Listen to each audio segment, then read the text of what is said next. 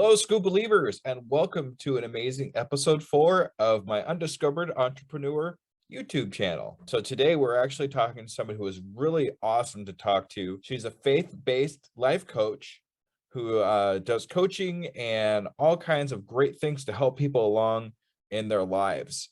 And she's really amazing to talk to. She had a lot of great points. She had some quotes for us that was really inspirational, especially for me doing what I do, and just all around great person. So today we're actually talking to Bekah George. So let's take a listen and see what she has to say. Salutations, Skoobelievers. This is DJ Skoob coming at you. We are actually having our next interview today with Bekah. Hi, Bekah. Hi. All right. So we're going to go right into it here, but I have a very serious question to ask you first, though. Are you a Skoobeliever? Absolutely. All right. We have our next Skoobeliever, ladies and gentlemen. Thank you so much. So please tell us how long you've actually been doing your business and what your business is and a little more about yourself. Absolutely. So my name is Bekah George. I am a licensed mental health counselor. I'm a life coach. And my business is Sheer Vision Coaching. So I actually just started it in March of this year. So it's been about a little over 2 months. So it's brand new. Congratulations on that. Yeah. Thank you.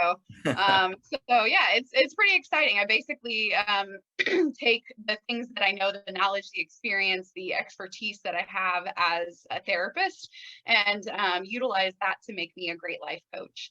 I do have some specializations. I specialize with anxiety and depression, kind of eradicating some limiting beliefs, gaining confidence, and then also spirituality. So I'm faith-based, and so I also kind of have that as a niche as well. That's amazing. I might have to talk to you a little bit later after this here. I love that. All right. So what actually made you start this business? What was the actually thing that said, this is what I want to do? Yeah, so I've always been passionate about helping people. I love helping people because I'm faith-based. I believe that that's my calling is to help people and to love people. And it's a gift that I have. I love to give. I love to very empathetic. And so I've always wanted to be someone who helps people. I would say the majority of therapists in the world probably come into this field out of their own trauma or out of trauma from someone else, right? And so that is my story as well. I had some childhood trauma, and I wanted to help other people who had been through those similar things. And I wanted to show them the hope that is, comes in healing, right? Because healing is a process that's really difficult and is not easy. And I decided to go from therapy to life coaching for several reasons, but the main reason is because I was really kind of boggled down with constantly dredging up the past. So there's definitely some beauty in that. There's definitely time to do that. Healing, a lot of times you do have to go back and look at your past, but it just kind of drained me. It made me very sad to always have to go back into the past with people all of the time. And I felt like some people just weren't moving forward. So my soul kind of comes alive when I do coaching. I'm able to help people to say like, okay, these are some of the things that have happened. Yes, we can focus on that for a small period of time, figure out how to heal from that. But let's move forward into, using that to propel you forward into something good, and make some like solution focused goals and figure out what you want to get done. Like, what areas of your life are you not content? Are you feeling unfulfilled? And let's make that happen so that you can live life on purpose. That's kind of my little tagline is to live life intentionally and to design your own life as if it's a puzzle. So let's sit down and just knock it out. Got to put those puzzle pieces together to make sure that everything gets to where you want to be.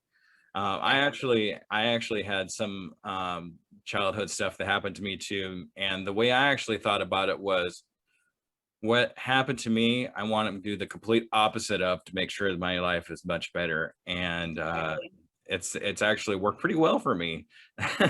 So yeah, you do some great work, and I really appreciate what you do. And I hope a lot of people that see this and hear this, will appreciate it too. So let me ask you, what are a couple of pitfalls that you've had so far as just starting your business out? And what are some things that's happened to you that might have been like, oh, why is this happening or anything like that?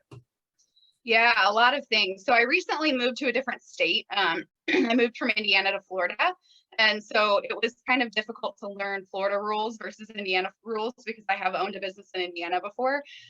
Florida's completely different. They do things on their own little world. So learning that process of where I missed some things and had to go back and fix it, and a lot of like talking to people, trying to figure out what hoops I need to go through in order to get legal. That was kind of a process. Also, I would say one of the biggest and hardest things is marketing. So trying to figure out who to listen to. I feel like everybody has different opinions, different perspectives. Everyone's an expert, right? And they're a pro, and they're constantly telling me like spend more money on marketing to, to get your name out there. Other people are saying spend more money on social media management. Other people are saying, use more of this content and less of this content, and it's never cohesive. And it's really frustrating because it's like, I just want to help people. I just want to get my name out there so people know who I am, and just do what I do best. But I feel like there's so many of those logistical things that make it so difficult. Yeah, marketing really is probably one of the most difficult things about starting a business, getting your name out there and people knowing what you're doing and how you're doing it and things like that.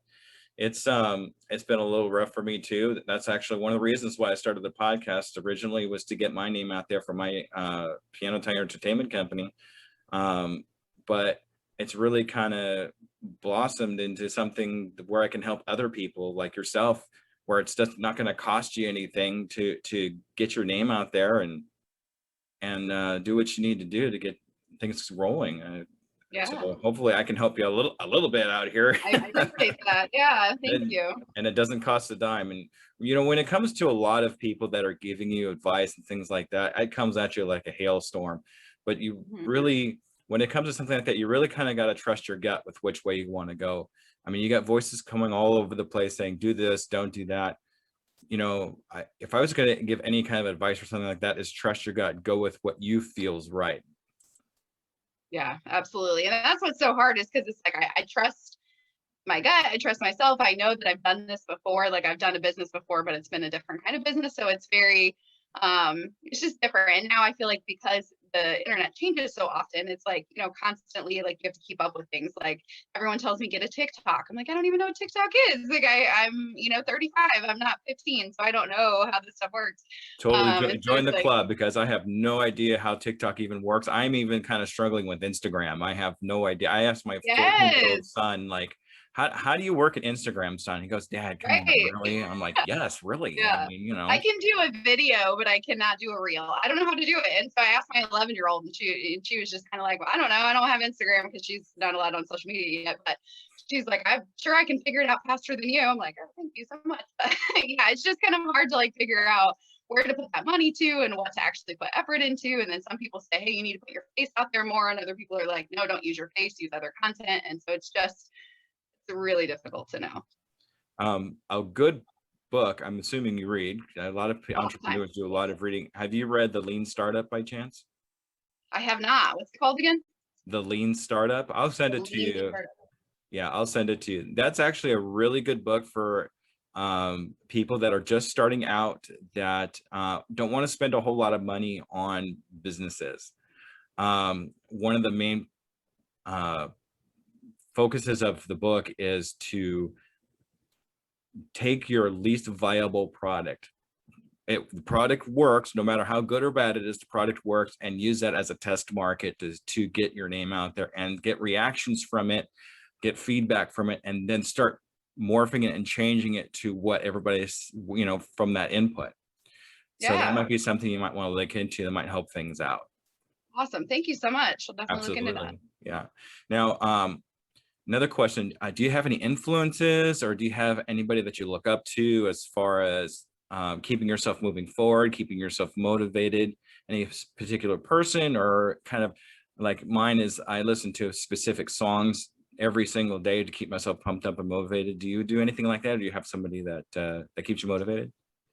I don't have like a specific person like in this field that I look up to necessarily, although I do have a coach that I work with that is kind of a little bit of everything. So he does some spiritual direction, like spirituality coaching with me. He does some business coaching, some consulting with me, and he is awesome. His name is Levi Huffman, and he is super great. He is out of Indiana, actually, and so he kind of helps me to be inspired to continue doing what I'm doing. But what he does is a little bit different than what I do. But as far as kind of what keeps me going every single day, first of all, my relationship with God, because I'm very faith-based, so that's an important thing for me. Oh And yeah. then also there's a quote that I had found online that I just fell in love with, and I have been saying it constantly. And it's from someone named Nicole Lyons. I don't know who she is, but I love her quote. And it says, whatever it is that stirs your soul, listen to that. Everything else is just noise. And I love Wow. that, because it's like, when I told you that I come alive when I get to coach and when I get to help people kind of find their purpose and figure out how to live life intentionally, that is what makes my soul come alive, and everything else is just kind of background noise. That's great. That is a very awesome and powerful quote. Thank you for that. Yeah. All right. So here's an interesting question. I know you're just getting started, and I understand that, but when will you know you've made it?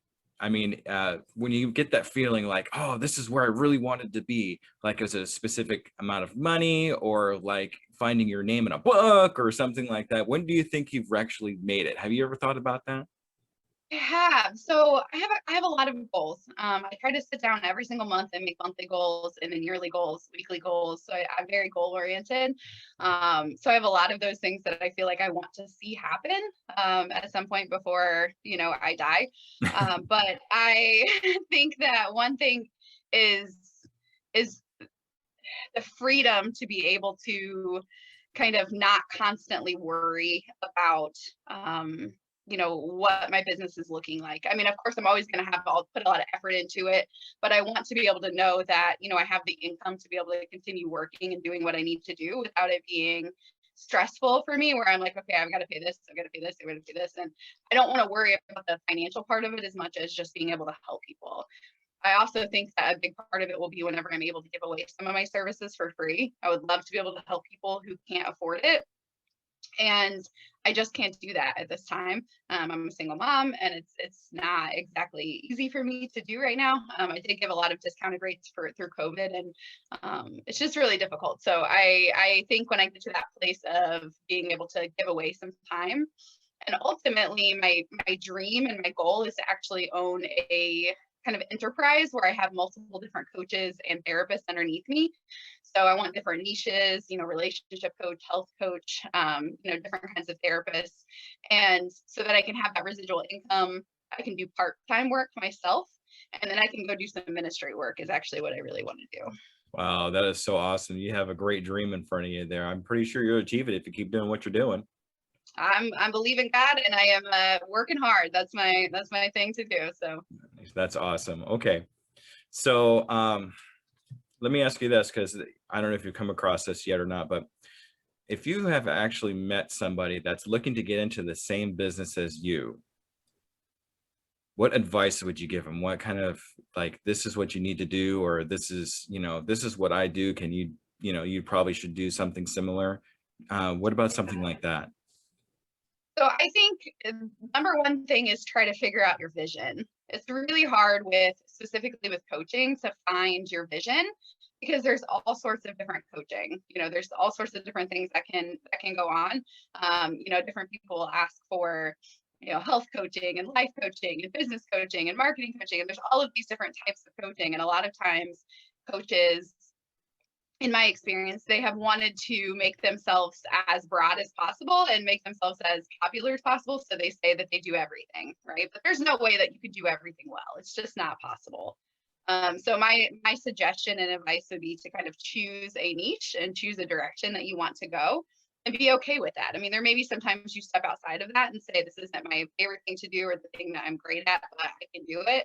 But for the most part, choose that one thing that really sets your soul on fire and go from there.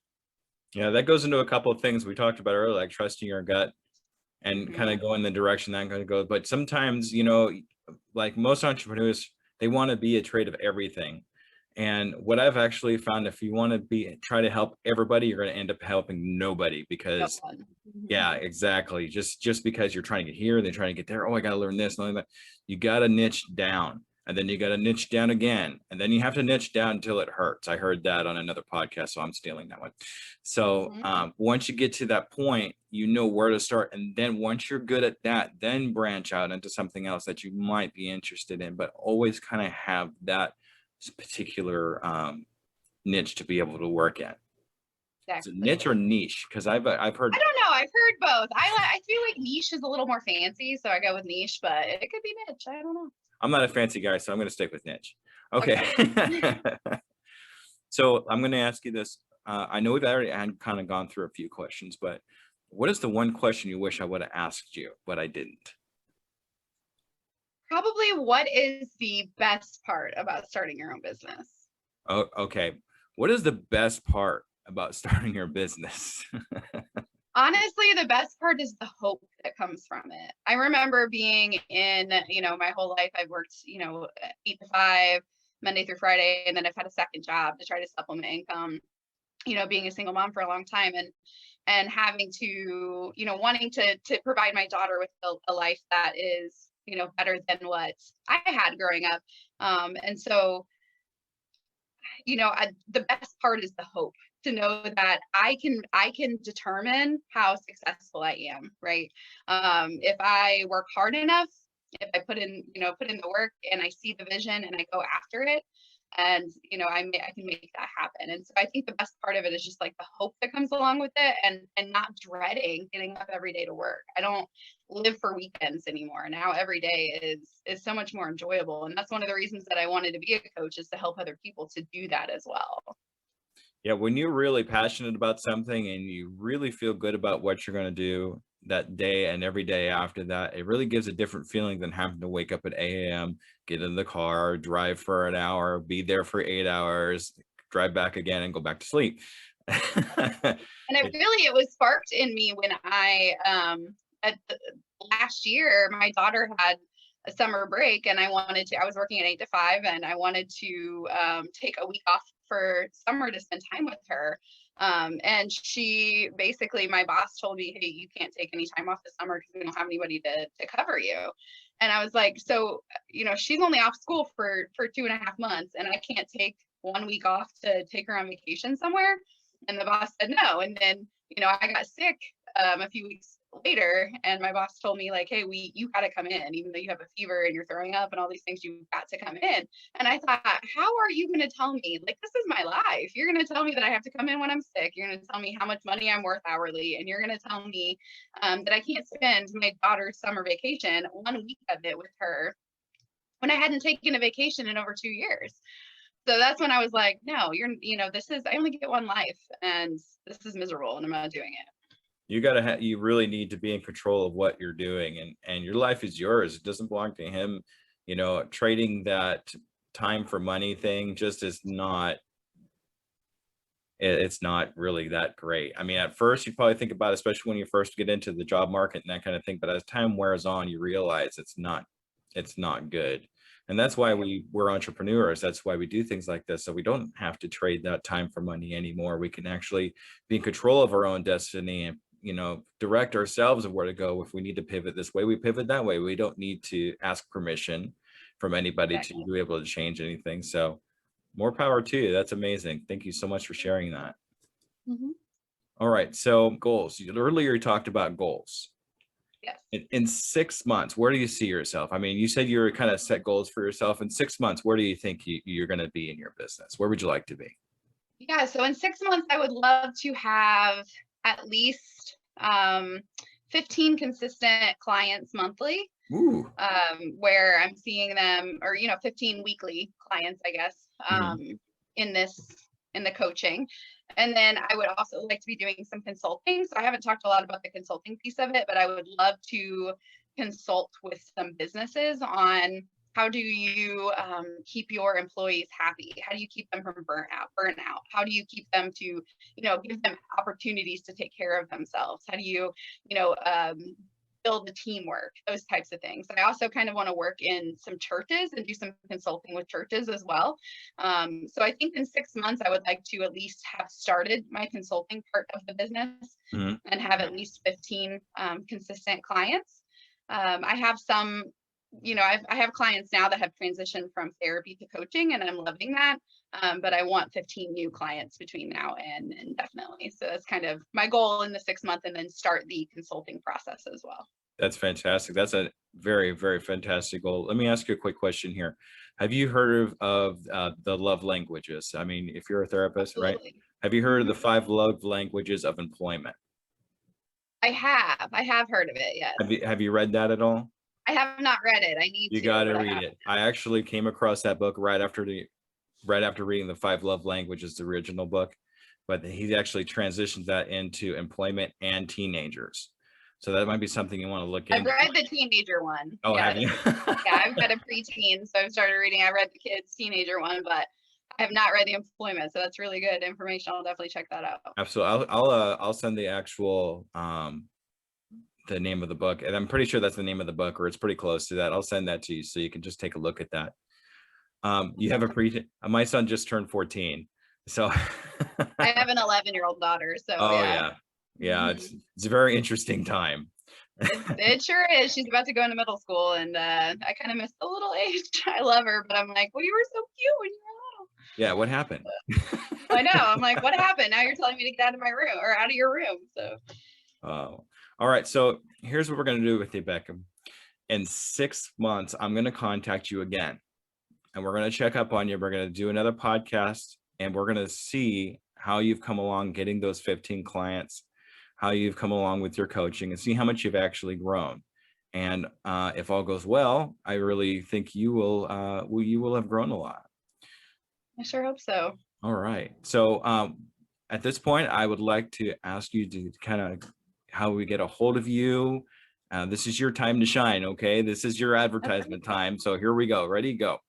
Okay. Yeah. So there's lots of different ways you can get a hold of me. On Instagram, I am at Sheer Vision Coaching. So that's SHEAR Vision, which is VISION Coaching. And so you can find me on Instagram, and then also at sheervisioncoaching.com. So there's a form that you can fill out there, and it comes directly to me, and I will contact you.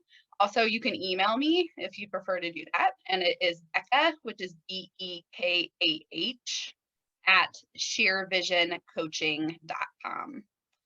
So I would love to touch base with you. I'd love to communicate with you. I would love for you to tell me what some of your goals are, some of your, dreams, some of the things that you want to be more fulfilled in. And basically what we do in the first part is I offer a free 30-minute consultation.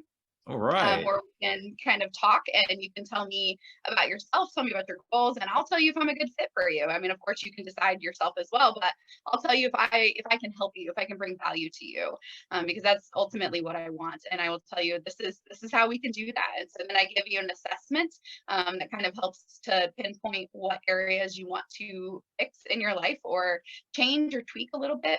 And then we create a plan together. So I would absolutely love to help anybody who, wants to change their life in any way, and would love to talk to them. All right, that's fantastic. I hope you hear that, Skoobelievers. We actually have Bekah here that's going to give you 30 minutes of her time to talk to you and see where she can help you improve your life. So thank you, Bekah. I really, really appreciate that. So if anybody wants to get a hold of, now it's my turn.